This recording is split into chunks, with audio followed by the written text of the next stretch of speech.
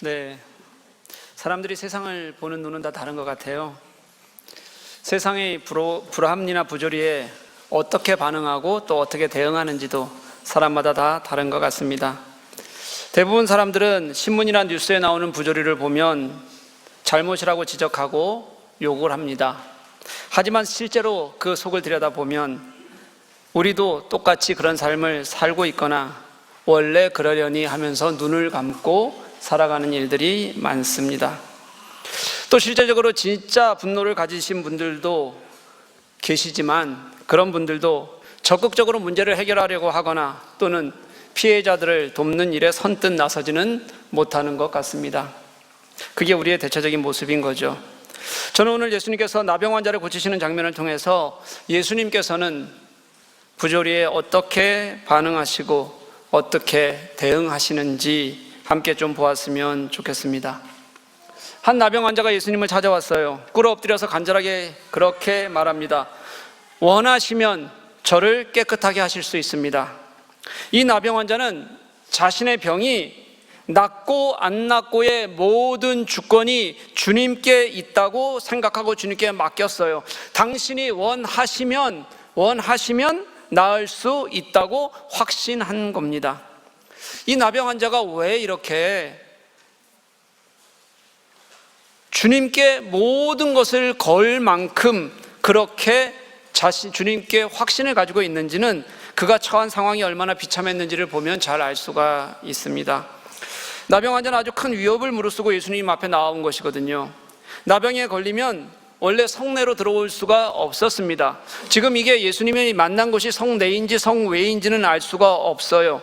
어쨌든 나병 환자라고 그렇게 판결이 나는 순간부터 나병 환자는 마을 밖에서 생활해야 했습니다. 그리고 따로 격리된 생활을 살아야 됐어요. 길을 가다가 나병 환자가 사람을 만나잖아요. 그럼 이렇게 소리쳐야 됐습니다. 나는 부정한 사람이요, 나는 부정한 사람이요, 이렇게 소리쳐야 됐어요. 왜냐하면 혹시라도 누군가가 나와 함께 마주치지 못하도록 경계를 하는 겁니다. 만약에 이런 정결법을 어기게 되면 나병 환자는 죽임을 당했습니다. 어떤 주석에 보니까 당시 이 나병에 걸린 사람을 얼마나 혐오했는지 그걸 우리 사회 속에서 한번 설명하는 것이 있었는데, 어떤 주석가가 이렇게 얘기했어요. 우리가 처음 에이즈라는 것을 알았을 때의 공포에다가 또 종교적인 혐오와 종교적인 배제를 합친 것 정도다, 이렇게 설명을 하더라고요. 여기 우리 젊은 친구들은 에이즈의 공포가 옛날에 어땠는지 아마 잘 모를 겁니다. 왜냐하면 이게 제가 어렸을 때 일이거든요. 제가 어렸을 때 에이즈라는 것이 처음으로 막 사회 속에서 막 공론화가 되기 시작했어요. 그때 저는 어떻게 생각했냐면, 에이즈에 걸린 사람 가까이 가기만 하면 나도 에이즈에 걸릴 것 같은 그런 공포를 느끼고 살았어요. 언론이며 사회며 과장된 공포를 굉장히 많이 부추겼던 거죠. 그러니 당연히 에이즈 환자에 대한 혐오도 엄청났습니다. 뉴스마다 이런 것들이, 혐오에 대한 뉴스들이 넘쳐났던 시대가 있었어요. 나중에 알았습니다. 에이즈는 성적 접촉이 있거나 또는 수혈을 하거나 또는 에이즈 환자가 출산했을 때 자녀에게 그렇게 갈 수 있지만 그 외에는 감염되지 않는다는 건 저는 나중에 알았어요. 당시는 굉장히 공포가 컸습니다. 오늘 나병 환자의 이 사회 안에서의 공포가 바로 그런 것이었어요. 병적으로 그런 두려움을 주는 존재였다는 겁니다.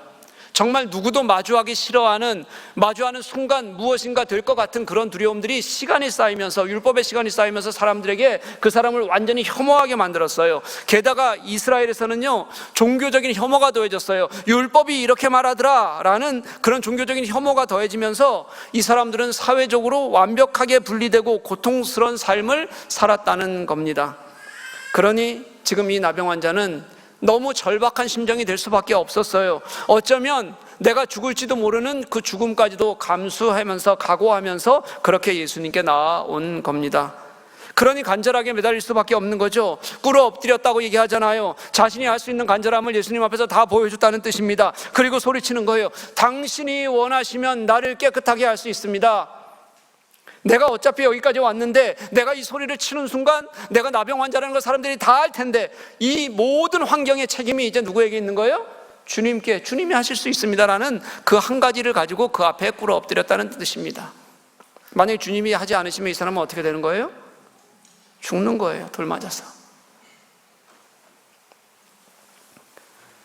이렇게 간절히 주님께 나와서 어떻게든 주님이 일하시기를 원했던 그런 사람들의 이야기, 주님을 소망했던 사람들의 이야기가 마가복음에만도 여러 번 나와요. 회당장 야이로가 자신의 딸을 고치기 위해서 그렇게 주님께 온전히 매달렸고요.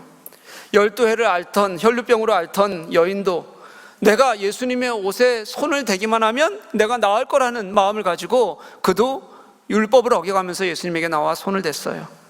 수로보니게 여인은 자신의 딸을 위해서 수치와 모멸을 당하면서도 그게 예수께서 당신의 능력 안에서 일하시고 행하시는 일이라면 분명히 나을 것이라는 확신을 가지고 그 수치와 모멸도 견뎌냈어요. 예수님은 그들의 그 간절한 외침 그리고 그들의 믿음을 외면하지 않으셨고 결국 그들을 모든 깊은 병에서 고쳐내셨어요.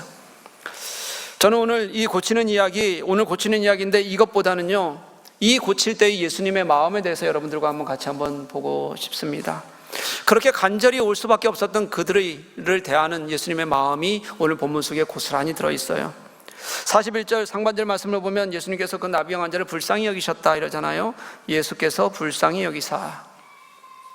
여기서 이 불쌍히 여기셨다는 단어가 여러분 초기 사본, 그러니까 원래 이전 사본, 먼저 쓰여졌던 것보다 훨씬 더 가까운 사본을 초기 사본이라고 그러는데요, 그 초기 사본에 보면 이게 대부분의 사본이 불쌍히 여기다라고 되어 있지 않고요, 분노하셨다 이렇게 기록이 되어져 있어요. 초기 사본에는.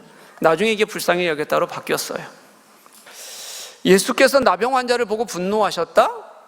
여러분 이상하지 않습니까? 그 불쌍한 사람을 보고 예수님께서 왜 분노하셔요? 혹시 나병 환자가 율법을 어기고 예수님께 다가온 것에 대해서 분노하신 거였다면 예수님께서 일부러 병든 자를 찾아가시고 그들을 하나하나 고치셨던 예수님의 성품과 하나도 맞지 않잖아요. 만약에 그랬었다면 그 환자를 고치지도 않으셨을 거예요. 그러니 당연히 이 분노는 나병 환자를 향한 분노가 아니었습니다.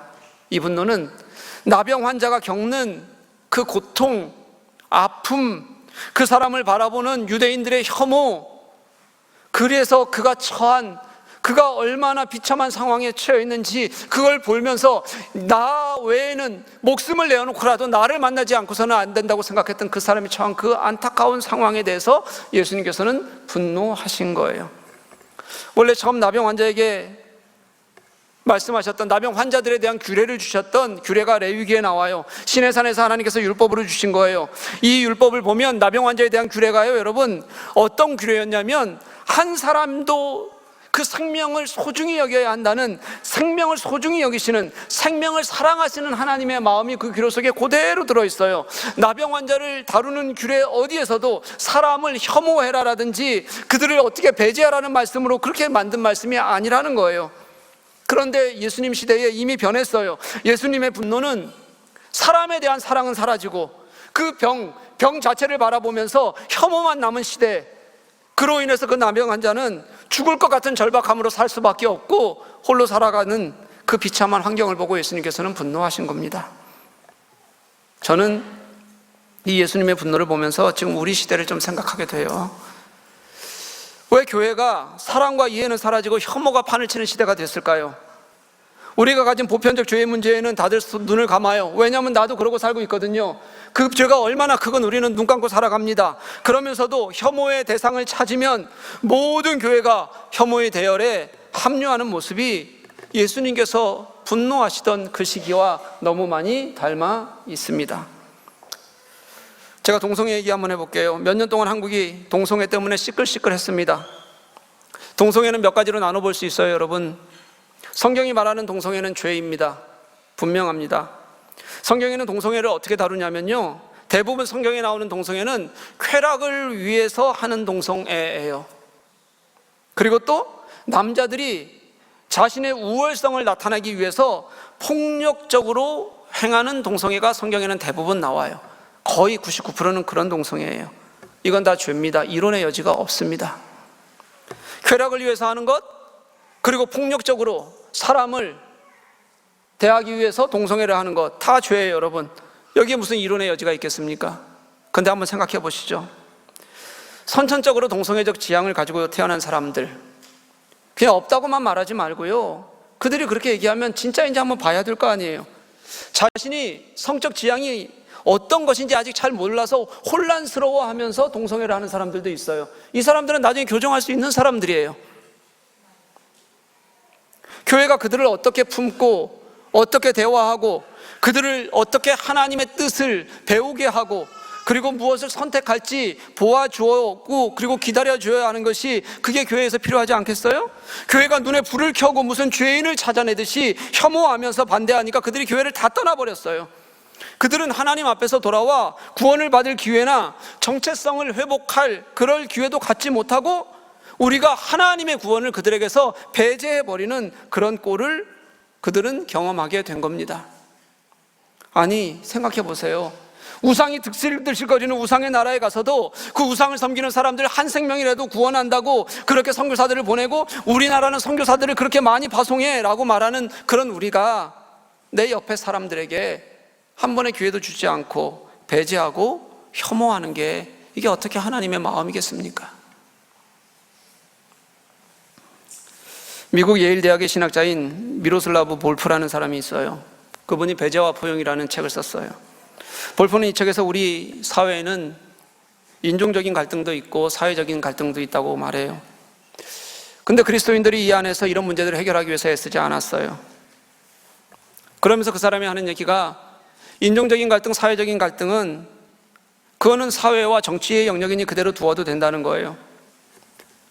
우리가 할 일은 뭐냐면 우리가 그동안 했던 일이 그런 거라는 거예요. 갈등이 있을 때 우리 그리스도인들이 그 갈등에 늘 먼저 행위자로 참여해서 그들을 억압하고 배제했던 것이 얼마나 견고한 우리들의 모습이었는지 교회의 역사 속에서 살펴줘요. 교회가 늘 그런 억압에 먼저 앞장섰었다는 거예요. 그러면서 이제는 실제적으로 우리가 그들을 어떻게 우리의 행위로, 다시 말하면 삶으로, 행위자로서 그 사람들을 포용하는 자리로 돌아가야 하는지를 그는 설명해 주고 있어요. 그러면서 왜 우리가 그들을 포용해야 하는지를 설명하는데, 그게 뭐냐면 그것을 할 수 있는 힘이 우리에게 있기 때문이 아니라 그게 바로 십자가에서 죽으신 예수 그리스도의 마음이고 십자가에 그 힘이 있기 때문이다, 그렇게 설명하고 있어요.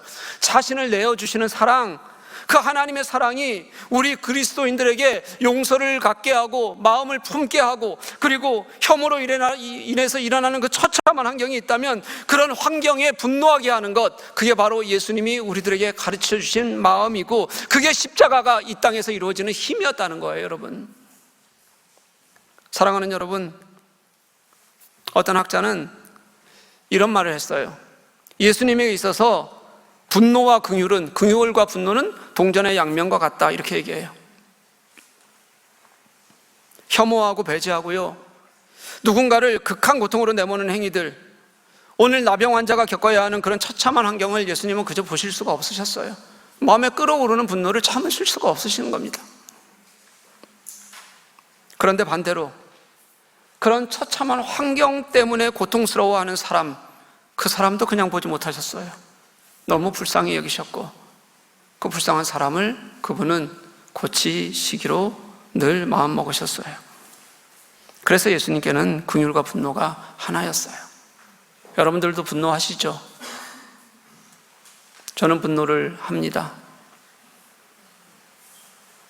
근데 여러분, 예수님의 분노와 우리의 분노가 뭐가 차이가 있는 줄 아세요?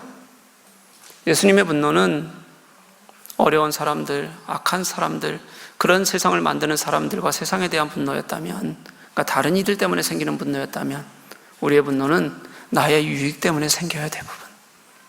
저 사람 나한테 왜 저러지? 왜 내 유익을 뺏어가지? 왜 내 주머니 털어가지? 왜 나에게 불편하게 하지? 그게 우리의 유익을, 분노를 일깨우는 우리의 모습이라는 거예요. 어떤 사람을 불쌍히 여기기도 해요, 우리도요. 근데 불쌍히 여기는데, 그렇게 불쌍히 여기는 마음은 여러분, 우리의 감정에서 머무르고 그냥 사라질 때가 참 많습니다. 그 이상은 아무것도 하지 못하는 거예요. 저는 우리 그리스도인들이 먼저 약자에 대한 혐오와 대립이 멈추어졌으면 좋겠어요. 우선 우리 그리스도인들이 먼저 그래야 합니다. 내가 무슨 커다란 구조를 바꿀 수 있을 것처럼 하지 않아도 괜찮아요. 또는 구조가 바뀌기를 기다리는 것 우리가 해야 될 아니라고 생각해요. 내가 행위자로서 주님께서 내게 하라고 하시는 삶을 할 수 있는 만큼 하는 것에서 시작해야 된다는 거예요. 우리 모두의 여러분 일상화된 죄들, 그런 거에는 다 옳지 않지만 그래도 눈 감는 게 너무 익숙해 있고, 소수의 약자에게는 비난과 배제를, 혐오를 그냥 일으키는 걸 너무 당연하게 생각하는 우리의 모습들 없어져야 합니다. 저 청소하는 아저씨처럼 되지 않으려면, 경비 아저씨처럼 되지 않으려면 공부 열심히 해라. 세상에 그런 말이 어디 있습니까? 그런 말을 하는 사람들이 그 고단한 삶을 살아가는 그들의 그 평생의 삶의 모습들, 때로는 지금 그 사람이 그 마음속에 겪고 있는 어려움들 한 번이라도 생각하고 돌아볼 생각 해봤어요? 장애인 시설이라고 들어올라 치면요, 그 동네 온갖 플랜카드를 다 붙이고 결사 반대를 해요. 수없이 봤어요, 제가. 이유는 하나입니다. 집값 떨어지지 말라는 겁니다. 거기는 그리스도인들 없어요? 그 동네는 그리스도인들 안 삽니까? 고급 아파트 길을 막았어요. 살지 않는 사람은 들어오지 말랍니다. 이유는 임대 아파트 아이들이 학교 갈 때 그곳을 지나가는 꼴 보기 싫답니다. 그래서 그냥 그 아파트를 지나가면 아이들이 10분이면 지나갈 수, 안전한 거리를 지나갈 수 있는 길을 20-30분씩 그 아이들은 위험한 곳을 돌아가야 합니다. 물론 여러분들은 그런 아파트 살아본 적 없죠?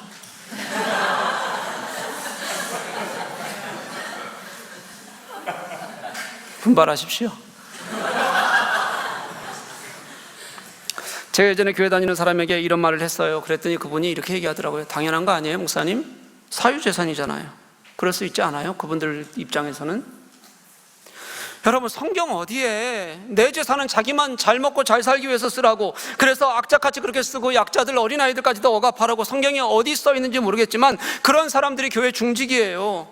세상에서 아주 잘난 사람들이 예수 믿으면서 그렇게 살아가는 거예요. 약자에 대한 혐오와 편견으로 가득 차 있어요. 그런 사람들이 교회에 가면 자기들끼리 사랑을 말해요. 눈물을 흘려요. 하나님이 나를 그렇게 사랑하신대요. 자기들끼리 도대체 뭘 믿는지 모르겠지만 자기들끼리 믿는다고 모여서 자기들끼리 은혜와 사랑을 말하는 거예요. 그들이 교회 가면. 빛과 번쩍하게 지어진 교회 안에서. 예수님은 그런 우리의 모습에 분노하시는 겁니다. 너희들 진짜 그 모습 그대로 사는 거 맞냐? 그리고 예수님께서는 그 눈을 돌리셔서 어려운 사람들, 아픈 사람들, 고통받는 사람들을 향하셨어요. 그게 예수님의 마음이에요. 이런 분노와 긍휼을 가진 예수님이 하신 일을 한번 볼까요? 예수님은 그 분노한 환경 속에서 그 병자를 보면서 너무 불쌍하게 여기셨어요. 그리고 당시의 율법을 거스르셨어요.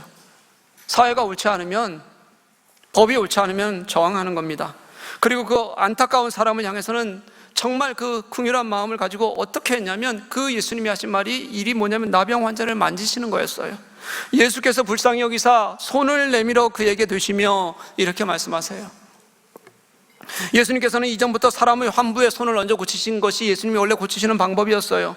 그게 아픈 사람을 위한 예수님의 사랑이었습니다. 시간도 오래 걸리고 힘든 일 맞아요. 그렇지만 예수님은 일일이 손을 얹으시는 것을 너무 좋아하셨어요. 왜 그러셨을까 생각해봐요. 예수님이 손을 얹으실 때 누구도 만지지 않는 그 환부에, 당신은 피부병이 진짜 많았거든요. 그렇게 남들은 전부 다 구역질 나게 하는 그것에 손을 얹으실 때 그 예수님이 얹으시는 손이 얼마나 따뜻했을지, 그 체온이 얼마나 아름답게 여겨졌을지, 그리고 그것 때문에 그들이 다시 예수님의 그 마음으로 새롭게 시작하게 하시라는 예수님의 마음이 있으셨던 것이 분명해요, 여러분. 그렇게 그들을 도우셨어요. 하지만 나병 환자에게 손을 대는 건 조금 다른 일입니다. 거의 불치병이었고요, 전염성이 강한 병이었어요. 율법대로라면 손을 대서는 안 돼요. 손을 대는 것조차 왜 막으셨냐면 그것 때문에 다른 사람들이 또 고통당하는 것을 막기 위한 하나님의 방법이었어요, 그냥. 그런데 예수님께서는 그에게 손을 대신 거예요.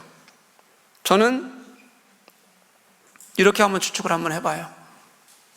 아마 예수님께서는 그들 중 가장 심한 부위에 손을 대셨을 것 같아요. 그 사람의 가장 심한 부위에.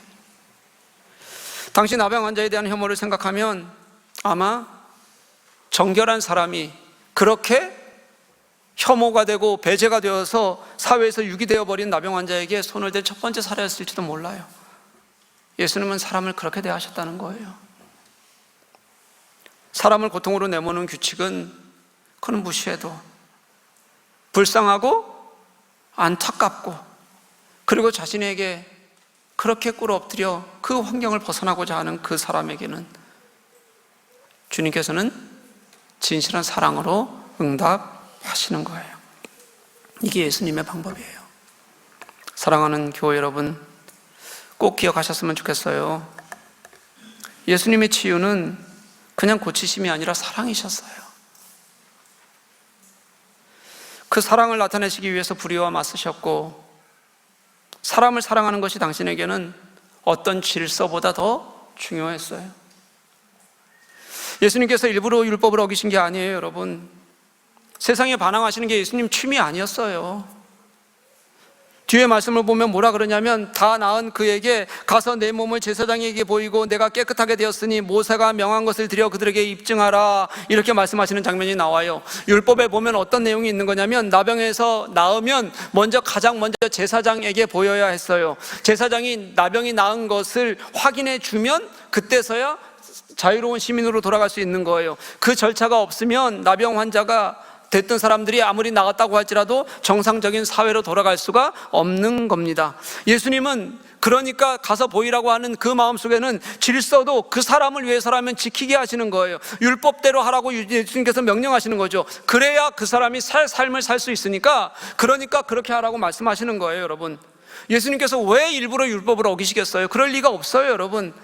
그런데 이 율법에 대해서 예수님께서 책망하신 이유는 그 율법이 죽어가는 사람을 그저 두게 하거나, 그 율법이 약한 사람들을 더 억압하거나, 하나님의 사랑이었던 율법이 왜곡되고 문제가 되어서 사람을 더 고통스럽게 만들 때, 그럴 때 그것들을 만들었던 그들을 책망하시고, 그 율법을 가지고 사람을 억압하는 사람들을 주님께서는 혼내셨던 거예요. 예수님은 왜곡된 율법이나 시스템보다 사람이 더 중요하신 분이십니다. 사람의 생명을 더 소중히 여기셨어요. 그래서 나병 환자에게 손을 내미시는 겁니다. 말씀만으로 치유하실 수 있는 분이 누구라도 다 피하고 싶은, 이미 다 뭉그러지고 피가 나고 썩어가고 파인, 그리고 전염성이 그렇게 큰 그의 환부에 손을 얹으셔서 고치셨어요. 그리고 그렇게 그 나병 환자를 만지셨던 그 손이 나중에 예수께서 십자가에 못 박히시는 손이 되는 겁니다. 우리의 모든 자들의 죄를 대신해서요. 우리가 늘 오해하는 것이 있습니다. 뭐냐면, 예수님께서 하신 일을 보잖아요. 그럼 우리는 감동을 받아요. 예수님께서 찾아가신 일들을 보면 우리는 예수님이 이러셨어. 그런데 우리의 일상에서는 전혀 반대로 생활하는 경우가 많아요. 왜 그런 줄 아세요, 여러분? 예수님이 하신 일을 사건으로 보는 거예요. 그 사건 보면 은혜가 있죠, 좋죠. 신문 보면 좋은 일 나오면 댓글 난리예요. 너무 훌륭하다. 근데 누구도 다음에 그 일에 동참하는 사람들은 없다는 거예요, 여러분. 사건으로만 보니까 그런 거예요. 우리가 진짜 발견해야 될 것은 예수님의 일을 사건으로 보는 게 아니에요. 예수님이 가지신 사람에 대한 사랑을 보아야 된다는 겁니다. 그 사람을 위해서는 분노하시기도 하시고 자신을 내어주시기도 하시고요, 그리고 십자가에 죽기까지 하실 수 있는 그 이유가 예수님의 존재 자체가 하나님이신 그분이 우리를 사랑하셔서 사람에 대한 그 간절한 사랑이 우리를 그냥 두실 수 없는 예수님의 마음이었다는 것, 그래서 이 땅에 오셔서 그분이 그렇게 우리와 함께 하셨다는 것을 깨달아 알아야, 그래야 그것을 깨달아 아는 그 마음에서 우리의 삶의 모습이 드러나는 것이고요, 우리의 삶이 주님과 함께 동행하게 되는 거예요. 그렇지 않고서는 여러분 방법이 없어요. 사랑하는 교회 여러분, 아무런 문제의식 없이 악한 세상에 복무하는 것 큰 죄입니다. 죄예요. 악한 세상에 손가락질하면서도 나는 유익을 위해 같이 발담그고 있는 것 죄입니다. 세상이 옳지 않고 혐오가 난무하는데 내가 거기에 참여하거나 그저 눈 감고 귀 막고 있는 것, 죄입니다. 예수께서 귀 있는 자들아 들을지어다 말씀하셨을 때 그 모든 이야기가요, 여러분, 엄청난 큰 화두를 던지신 게 아니셨어요. 대부분의 말씀은 우리의 일상의 삶들과 연결된 것을 말씀하실 때 귀 있는 자들은 들으라고 말씀하셨어요. 우리가 주님의 말씀을 우리 삶 속에서 듣지 않고 있다는 뜻입니다. 사랑하는 교회 여러분, 우리 진짜 예수님의 마음으로 다시 시작했으면 좋겠습니다. 약하고 고통 속에 있는 사람들을 보면 여러분 지나치지 마십시오. 그들을 돕자고 하면 그냥 눈 감지 마십시오. 나와 조금 다르다고 해서 혐오하거나 배제하지 마십시오. 그들 속에 있는 아픔은 무엇인지, 그들이 하나님 앞에서 다시 어떻게 설 수 있는지, 기도하고 도울 수 있는 방법이 없는지 먼저 찾아야 합니다. 대신 그런 세상을 만든 그 세상과 만몬에 빠져 있는 이 물질주의에 대해서 우리는 분노해야 되고요, 그리고 그곳에서 하나님께서 일하실 수 있도록 기도해야 합니다. 악한 세상을 향한 분노와 사람을 향한 긍휼은 예수님께서 가지신 이 세상을 살아가시는 가장 근본적인 마음이셨어요. 우리들에게도 그런 마음이 하나로 한 자리에 있을 때, 그때 예수님께서 우리들에게 가르치고자 하셨던 그 예수님의 가르침이, 말씀이 우리 속에서 다시 저는 살아나게 될 것이라고 믿습니다. 우리 그렇게 주님을 닮아서 삶을 살아가는, 그렇게 하나님 나라를 만들어가는 저와 여러분 될 수 있기를 주님의 이름으로 간절히 축복합니다.